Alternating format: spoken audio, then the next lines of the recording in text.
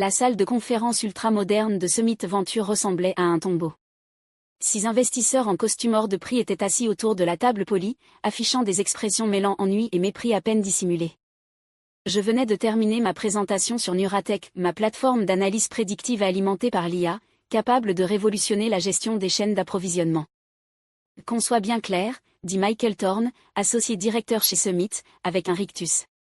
Vous pensez avoir développé une appli qui peut prédire les perturbations des chaînes d'approvisionnement mieux que les systèmes d'Amazon? Mieux que ce pourquoi Target et Walmart ont dépensé des milliards? Je restais droite, tablette en main, l'interface de la plateforme toujours affichée sur l'écran derrière moi. Les résultats parlent d'eux-mêmes. Nuratech a atteint un taux de précision de 97% dans la prédiction des perturbations jusqu'à 6 mois à l'avance. Ça ne vaut rien, coupa Thorne, en se laissant aller contre le dossier de son fauteuil. Votre produit ne vaut rien, mademoiselle Morgan. Vous êtes une ingénieure logicielle sans expérience commerciale, sans client majeur, et sans la moindre compréhension du fonctionnement réel des logiciels d'entreprise. Les autres investisseurs acquiescèrent, refermant déjà leur portefeuille, me rayant de leurs esprits. Leur décision était prise avant même que je n'entre dans la pièce. Merci pour votre temps, dis-je calmement en rassemblant mes affaires. Mes mains ne tremblaient pas.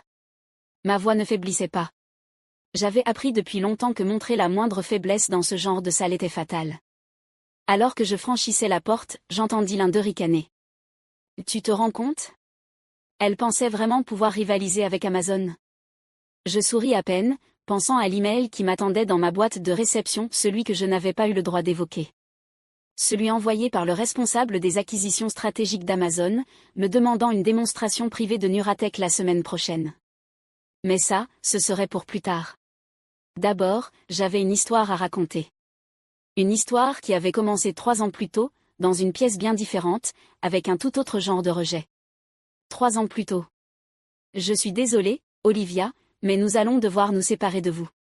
J'étais assise dans le bureau de mon superviseur chez Global Logistics Solutions, fixant l'homme qui venait de mettre fin à mes 8 années de carrière en tant que développeuse de logiciels pour la chaîne d'approvisionnement. Dave Miller se tortillait sur son siège, essayant d'avoir l'air compatissant, mais paraissant surtout soulagé. Le système de prédiction automatisé que vous avez proposé est tout simplement trop expérimental. Trop risqué. Nous devons nous en tenir aux solutions éprouvées. Je hochai lentement la tête, pensant aux centaines d'heures passées à analyser les défaillances de la chaîne d'approvisionnement, au schéma que j'avais découvert, à la solution que j'avais conçue pendant mon temps libre. Je leur avais montré comment leur système actuel manquait des signes d'alerte cruciaux, comment il échouait à relier entre elles des données apparemment sans rapport, mais qui pouvaient signaler des perturbations des mois à l'avance. Ils n'avaient pas simplement rejeté mon idée. Ils m'avaient licencié pour l'avoir développée de manière indépendante, prétendant que cela violait mon contrat de travail. Ils voulaient du sûr, du prévisible, du médiocre. Je leur ai donné ce qu'ils voulaient, un départ discret, un accord de confidentialité signé, la promesse de ne pas concurrencer directement leurs systèmes obsolètes. Ce qu'ils ignoraient, c'est que j'avais déjà préparé le terrain pour quelque chose de bien plus grand. La prime de départ qu'ils m'ont proposée, 6 mois de salaire, ne marquait pas la fin de ma carrière chez GLS. C'était le capital de départ de ma révolution. Je passais le premier mois à construire le cœur de Nuratech dans mon bureau à domicile, des journées de 18 heures, alimentées par le café et la détermination. Mes économies fondaient. Mes amis s'inquiétaient. Ma famille me suggérait des options de carrière plus réalistes. Mais moi, j'avais vu quelque chose que ne pouvait pas voir.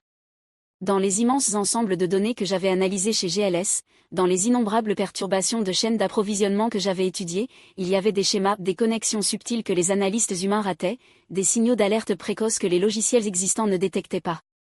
La percée survint à 3 heures du matin, un mardi, 4 mois après mon licenciement. Je travaillais sur un nouveau type de réseau neuronal, qui traiterait les données logistiques autrement. Plutôt que de chercher des relations directes de cause à effet, il identifiait des motifs complexes à travers des facteurs apparemment sans lien. Les conditions météorologiques en Asie du Sud-Est. Le sentiment sur les réseaux sociaux à propos des entreprises manufacturières. Les fluctuations monétaires sur les marchés émergents. De légers retards d'expédition, insignifiants en apparence. Mais en les connectant correctement, en laissant y avoir l'ensemble du tableau, ils devenaient des signaux d'alerte limpides de perturbations majeures. Je l'ai appelé le Nexus Protocol, un système d'IA capable de percevoir les fils invisibles qui relient les chaînes d'approvisionnement mondiales, prédisant les problèmes avant même qu'ils n'émergent. Le premier test fut réalisé à partir de données historiques, issues de la crise de la chaîne d'approvisionnement d'un grand fabricant d'électronique en 2019. Nuratech avait identifié les signaux d'alerte 6 mois avant que la perturbation ne survienne, des signaux qu'aucun autre système, qu'aucun analyste humain, n'avait remarqués. J'ai effectué d'autres tests, chaîne d'approvisionnement pharmaceutique, pièces automobiles, inventaire de détails. À chaque fois, Nuratech a détecté les schémas. À chaque fois, il a prédit les perturbations avec une précision déconcertante. Au bout du 5e mois, j'avais un prototype fonctionnel. Au bout du 6e, j'avais déposé mes premiers brevets. Ce que je n'avais pas, c'était de l'argent. L'indemnité de licenciement touchait à sa fin, et l'infrastructure pour l'IA coûte cher. C'est alors que j'ai rencontré Sophia Martin. Elle m'a trouvé via un forum technologique, où j'avais posté quelques questions théoriques sur l'architecture des réseaux neuronaux. Ancienne dirigeante dans le secteur de la logistique, devenue investisseuse providentielle, elle a immédiatement compris ce que j'étais en train de créer. Ce n'est pas simplement un logiciel, m'a-t-elle dit lors de notre premier café. C'est un bouleversement fondamental dans notre manière de comprendre la dynamique des chaînes d'approvisionnement. Elle a investi 250 000 $ pour 5% des parts. Mais surtout, elle m'a ouvert son réseau. Des petites entreprises prêtes à tester le système en version bêta. Des data scientists qui ont aidé à affiner les algorithmes.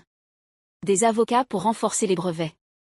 Pendant 2 ans, nous avons travaillé dans le silence. Pas d'annonce tapageuse. Pas d'article dans TechCrunch. Juste un progrès constant, acharné.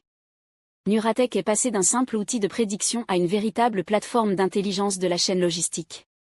Il ne faisait pas que repérer les perturbations potentielles, il suggérait des fournisseurs alternatifs, calculait les facteurs de risque, et proposait des stratégies d'atténuation détaillées. Les premiers clients étaient modestes, mais les résultats, eux, étaient indiscutables. Une entreprise de fourniture médicale a évité une pénurie critique en changeant de fournisseur 2 mois avant que son prestataire principal ne subisse une crise de production. Un distributeur alimentaire a réorganisé tout son réseau logistique 1 semaine avant que des tempêtes sans précédent ne paralysent les principales voies maritimes. Le bouche à oreille a commencé à se répandre dans certains cercles. Les bons cercles. Des entreprises ont commencé à nous contacter discrètement, demandant des démonstrations, voulant tester le système sur leurs propres données. C'est alors qu'est arrivée la première offre de rachat. Un grand cabinet de conseil a proposé 50 millions de $ pour la technologie. J'ai refusé. Ils sont revenus avec 100 millions. J'ai refusé de nouveau parce qu'à ce stade, j'avais compris tout le potentiel de ce que nous avions bâti. Nuratech n'était pas un simple outil logiciel de plus. C'était une fenêtre sur les schémas invisibles qui gouvernent le commerce mondial. Et quelqu'un d'autre avait remarqué cela. Quelqu'un de grand. L'email est arrivé un jeudi soir, à peine 2 jours avant ma réunion désastreuse chez Summit Venture. Objet, invitation à une démonstration privée Nuratech. Chère Madame Morgan. Je dirige les acquisitions stratégiques chez Amazon. Nous suivons avec beaucoup d'intérêt le développement de Nuratech. Notre analyse préliminaire suggère que la précision prédictive de votre système dépasse tout ce qui est actuellement disponible sur le marché. Nous souhaiterions organiser une démonstration privée la semaine prochaine. Cordialement. James Wilson. Vice-président des acquisitions stratégiques. Amazon. Je n'avais rien dit à propos de cet email pendant ma présentation chez Summit Venture. Je n'avais rien dit non plus sur les autres parties intéressées, les discussions d'acquisition en cours, ni sur les grands distributeurs qui testaient déjà le système dans l'ombre. Laissez-les croire que c'était sans valeur. Laissez-les balayer d'un revers de main la femme qui avait passé 3 ans à bâtir quelque chose qu'ils ne pouvaient pas comprendre. Parce que dans exactement 1 semaine, lorsque l'offre d'Amazon deviendrait publique, lorsque leur téléphone commencerait à sonner sous les appels de journalistes curieux de cette start-up qu'ils avaient raillée, ils apprendraient une leçon précieuse. Parfois, les choses les plus précieuses sont celles qu'on est trop aveugle pour voir. Je suis monté dans ma voiture devant Summit Venture, et j'ai vérifié mon agenda. La démonstration pour Amazon était prévue mardi matin. Tout était prêt. Tout était parfait. Qu'il rit. Dans 1 semaine, le rire cesserait et un tout autre son remplirait ces salles de conférences luxueuses. Le bruit d'une opportunité leur glissant entre les doigts. Le siège d'Amazon à Seattle se découpait sur le ciel gris du matin, témoin de ce qu'il est possible de bâtir quand on poursuit ce que les autres jugent impossible. Je réajustai mon blazer, vérifiai mon reflet dans le marbre poli du hall, et pris une profonde inspiration. Madame Morgan ? Une grande femme en tailleur impeccable s'approcha, tablette à la main. Je suis Jennifer, la chef de cabinet de James Wilson. Ils vous attendent dans la salle de conférence exécutive.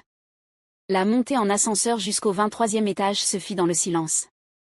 J'ai utilisé ces 30 secondes pour me recentrer, me souvenir de chaque investisseur condescendant, chaque dirigeant sceptique, chaque personne qui m'avait dit que c'était impossible.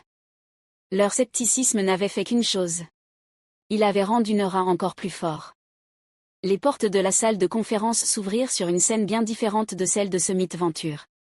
Au lieu d'investisseurs blasés consultent leur téléphone, 12 personnes à l'air concentré étaient penchées en avant sur leurs chaises, ordinateurs portables ouverts, manifestement bien préparés. James Wilson, vice-président des acquisitions stratégiques chez Amazon, se leva pour m'accueillir. Il était plus jeune que je ne l'avais imaginé, la quarantaine peut-être, avec l'énergie focalisée de quelqu'un qui passe sa vie à évaluer des technologies révolutionnaires. « Madame Morgan », dit-il en me serrant la main fermement. « Merci d'être venue.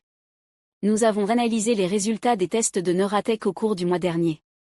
Franchement, ils semblent trop beaux pour être vrais. » Je souris en installant mon ordinateur. C'est pour ça que j'ai apporté un défi.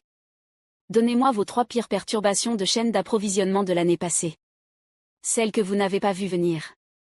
Faisons-les passer en direct par Neuratech. Un murmure d'intérêt parcourut la pièce. James jeta un coup d'œil à son équipe, puis hocha la tête. Amanda récupère les données de la crise des semi-conducteurs à Singapour.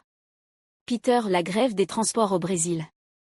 Et les chiffres de la pénurie d'énergie en Europe. Pendant 2 heures, j'ai mis Neuratech à l'épreuve. Le système n'a pas seulement identifié les signaux d'alerte qu'ils avaient manqués, il a montré exactement comment ces signaux étaient connectés, comment ils s'amplifiaient les uns les autres, comment ils créaient les conditions parfaites pour une perturbation. Quand j'ai montré comment Neura aurait pu prédire la crise des semi-conducteurs 8 mois à l'avance, un silence lourd est tombé sur la salle. Ces gens avaient vécu cette crise, géré les conséquences, dû expliquer à leurs supérieurs pourquoi ils ne l'avaient pas anticipé. C'est... James s'arrêta, choisissant ces mots, considérablement plus avancés que tout ce que nous avons évalué. Comment avez-vous atteint ce niveau de précision prédictive? J'ai affiché l'architecture du protocole Nexus. Parce que tout le monde regarde les chaînes d'approvisionnement comme des systèmes linéaires, action et réaction, cause et effet. Mais elles ne sont pas linéaires. Elles sont neuronales. Chaque point est connecté à tous les autres d'une manière que l'analyse traditionnelle ne peut pas détecter. L'équipe technique s'est penchée en avant, les yeux écarquillés, comprenant les implications. Ce n'était pas simplement un meilleur logiciel. C'était une réinvention fondamentale de l'intelligence logistique. Et nous aimerions entamer des discussions d'acquisition, dit enfin James. Et notre équipe technique devra faire une analyse approfondie, bien sûr. Mais la valorisation préliminaire semble très prometteuse. J'ai hoché la tête calmement, même si mon cœur battait à tout rompre. Je dois mentionner que nous sommes en discussion avec d'autres parties intéressées. Oh, nous savons. Il sourit. Le directeur de l'innovation de Walmart a posé des questions à votre sujet. L'équipe logistique de Target a effectué des tests. Et le service d'acquisition de Google rôde autour. Il se pencha légèrement. Mais nous pensons qu'Amazon est le meilleur foyer pour cette technologie. Nous pouvons la déployer à l'échelle mondiale en quelques mois. Alors que je rangeais mon matériel, James m'accompagna jusqu'à l'ascenseur. Nous aurons une offre initiale pour vous d'ici vendredi. En attendant, je vous conseille de garder cette réunion confidentielle. Une fois que l'information circulera. Il n'eut pas besoin de finir sa phrase. Nous savions tous deux ce qui arriverait lorsque le marché apprendrait qu'Amazon poursuivait sérieusement Neura. Les 48 heures suivantes furent un tourbillon de réunions de vérification, de revues techniques, et d'appels de plus en plus pressants d'autres parties intéressées. Sophia m'appela mercredi matin, la voix fébrile. « Olivia, il se passe quelque chose. Je viens de recevoir 3 appels de grands fonds de capital risque demandant des infos sur Neura. Qu'est-ce que tu as fait? Amazon bouge vite, répondis-je, en voyant un autre email arriver, cette fois de l'équipe d'acquisition de Google. Les rumeurs commencent à circuler. Summit Venture a appelé, dit-elle, un brin de satisfaction dans la voix. Soudainement, ils tiennent absolument à organiser une autre réunion. Je pensais au visage moqueur de Michael Thorne. À son geste de la main, plein de condescendance. Qu'ils attendent. Jeudi après-midi, les blogs technologiques s'agitaient de rumeurs. TechCrunch publia un article spéculatif sur l'intérêt d'Amazon pour une start-up d'IA révolutionnaire dans la chaîne d'approvisionnement. Reuters parla d'activités inhabituelles dans le secteur des logiciels logistiques. Mon téléphone ne cessait de sonner. Les investisseurs qui ignoraient mes emails depuis des mois voulaient soudain des réunions en urgence. Les anciens sceptiques voyaient enfin le génie de l'approche de Neuratech. Même mon ancien patron de GLS tenta de me joindre, se souvenant probablement trop tard de qui détenait les brevets. Mais je me concentrais sur un seul email arrivé à 16h47, ce jeudi-là. Madame Morgan. Suite à notre examen technique et à notre analyse de marché, nous souhaitons vous présenter l'offre formelle d'Amazon pour l'acquisition de Neuratech. Les termes initiaux sont détaillés dans le document ci-joint, mais le montant principal est de 500 millions de dollars, avec des clauses de complément de prix pouvant porter le total à 650 millions. Nous sommes prêts à annoncer publiquement la semaine prochaine sous réserve de votre accord. Cordialement. James Wilson. VP des acquisitions stratégiques. Amazon. Je restais assise dans mon bureau à domicile, fixant le chiffre à l'écran. Un demi-milliard de dollars voire plus pour une technologie qu'ils disaient irréalisable. Pour une entreprise qu'ils avaient qualifiée de sans valeur. Mon téléphone vibra. Un message de Sophia. Summit Venture est en panique. Thorne vient d'offrir de venir chez toi pour une réunion. Je lui dis que tu es occupé à compter tes futurs millions. Je souris, me souvenant de ces paroles, votre produit ne vaut rien. Comme les choses changent vite quand on prouve qu'on avait raison. Le lendemain matin, je me rendis chez mon avocate pour examiner l'offre d'Amazon.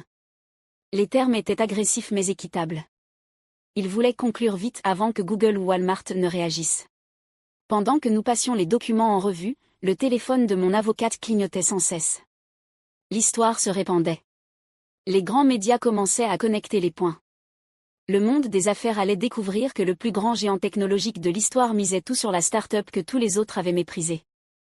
Nous devons nous attendre à une forte attention médiatique lorsque cela sera public, dit-elle en me faisant glisser un autre document, surtout vu le montant de l'offre. Je hochai la tête en signant. Qu'il parle. Les chiffres parlent d'eux-mêmes.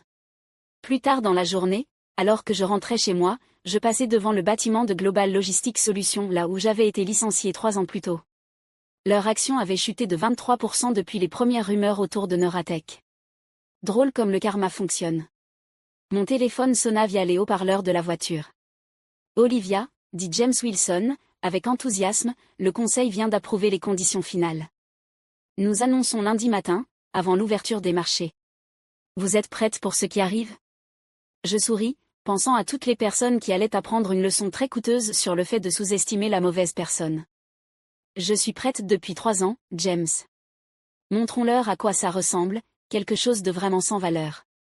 Le week-end passa dans un flou de préparatifs de dernière minute, documents juridiques, communiqués de presse, plans de transition technique. Mais à travers tout cela, je ne cessais de penser à la semaine suivante, au moment où tous ces investisseurs qui m'avaient tourné le dos allaient ouvrir leur téléphone et voir les gros titres. Parce que parfois, réussir ne consiste pas seulement à prouver sa valeur.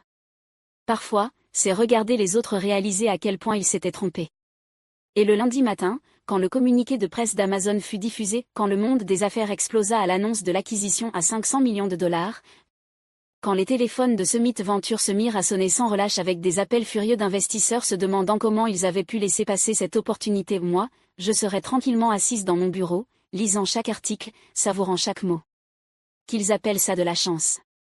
Qu'ils disent qu'ils ont failli investir. Qu'ils se débrouillent pour expliquer pourquoi ils ont rejeté une entreprise valant un demi-milliard de dollars comme étant sans valeur.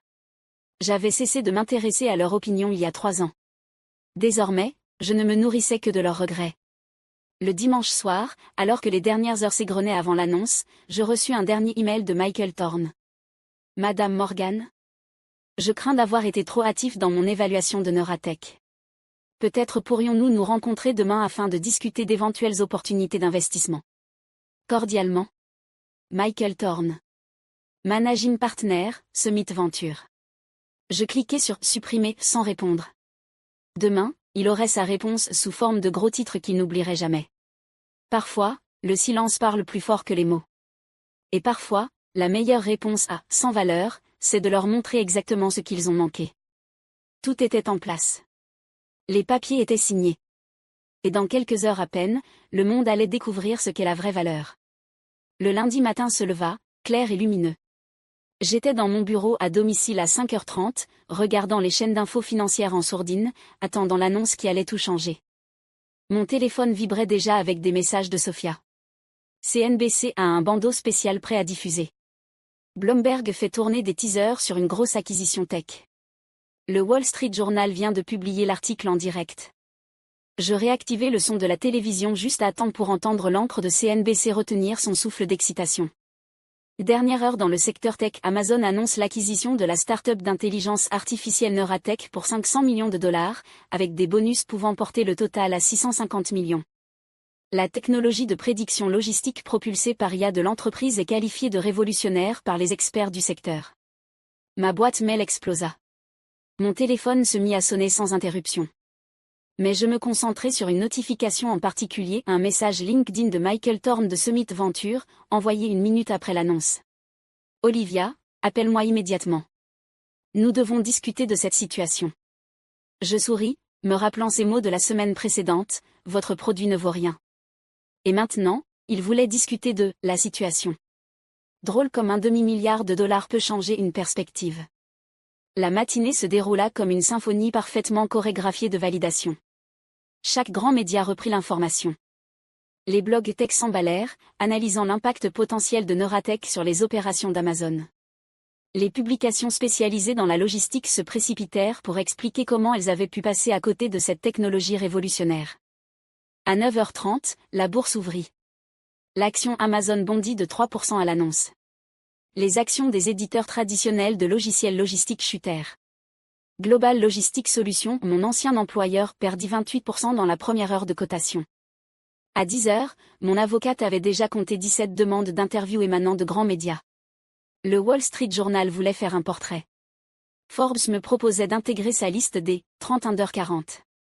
TechCrunch avait déjà publié 3 analyses différentes sur l'acquisition. Mais le véritable drame se jouait dans le monde du capital risque. Sophia me tenait informée par un flux constant de textos. 2 associés de Summit m'ont appelé en larmes. 3 autres fonds qui nous avaient rejetés sont maintenant assaillis d'appels furieux de leurs investisseurs. Quelqu'un a fait fuiter que Google préparait une contre-offre de 600 millions. Trop tard. À 11h, je pris enfin un appel de James Wilson d'Amazon. Olivia, dit-il, excité mais pas surpris, la réponse est encore plus forte que prévu. Notre équipe technique parle déjà de l'acquisition la plus importante depuis KA Systems. Je m'adossais dans mon fauteuil, regardant CNBC rediffuser l'interview d'un expert IA expliquant pourquoi la technologie de Neuralink allait bouleverser l'industrie. Et le marché ? Demandai-je, même si je connaissais déjà la réponse. On est à presque plus 4%. Mais l'histoire, la vraie, c'est ce qui arrive à nos concurrents. Ils couraient tous pour expliquer pourquoi ils n'avaient rien d'équivalent à Neuralink. Parce qu'ils l'avaient tous rejeté, comme Summit Venture l'avait fait, comme GLS l'avait fait en me licenciant. À midi, j'ai reçu un email inattendu de Dave Miller, mon ancien supérieur chez GLS. Olivia, je te dois des excuses. Lorsque nous t'avons licencié, nous avons commis une erreur terrible. Je m'en rends compte aujourd'hui. Le conseil d'administration pose des questions sur la manière dont nous avons pu passer à côté de cette opportunité. Je ne suis pas sûr de survivre aux répercussions. Félicitations pour ton succès. Dave. Je n'ai pas répondu. Certains ponts n'ont pas besoin d'être reconstruits. L'après-midi apporta encore plus de validation. Les blogs techniques commencèrent à décortiquer les brevets de Neuralink, s'émerveillant de la sophistication du protocole Nexus. Des experts en logistique publièrent des analyses montrant comment cette technologie aurait pu éviter plusieurs perturbations majeures au cours de l'année passée. Mais le moment le plus satisfaisant arriva à 14h47, quand mon assistante me transféra une note interne qui avait fuité depuis Summit Venture. À tous les associés ? Compte tenu des récents événements liés à l'acquisition de Neuralink par Amazon, nous devons immédiatement revoir nos procédures de due diligence.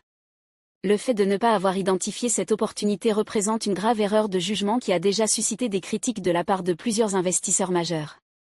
La position de Michael Thorne en tant qu'associé directeur sera discutée lors de la réunion d'urgence du conseil d'administration prévue jeudi. Cordialement. Le conseil d'administration ? Je l'ai transféré à Sophia avec un seul mot, karma. Sa réponse est arrivée aussitôt. Il est fini. 2 autres associés viennent de m'appeler pour savoir si tu envisagerais de les laisser investir dans ta prochaine entreprise. Apparemment, être la personne qui a qualifié une boîte à 500 millions de sans valeur, ce n'est pas top pour la carrière. En fin de journée, l'histoire avait évolué au-delà d'une simple annonce d'acquisition. C'était devenu une étude de cas sur la manière dont le capital risque traditionnel passe souvent à côté de technologies révolutionnaires à cause de biais et d'arrogance. CNBC a diffusé un segment spécial intitulé « Le point aveugle à 1 milliard, pourquoi les capital risqueurs ratent les ruptures technologiques ?» Ils ont interrogé des experts sur les raisons pour lesquelles les firmes établies échouent à reconnaître le potentiel transformateur de certaines innovations. Summit Venture a été mentionné à plusieurs reprises et pas en bien. Lorsque le soleil s'est couché, je me suis enfin autorisé à vraiment ressentir la validation, la revanche, la satisfaction pure et indéniable d'avoir eu raison, de la manière la plus publique qui soit. Mon téléphone a vibré une dernière fois. Un message de James Wilson. Le conseil veut accélérer l'intégration.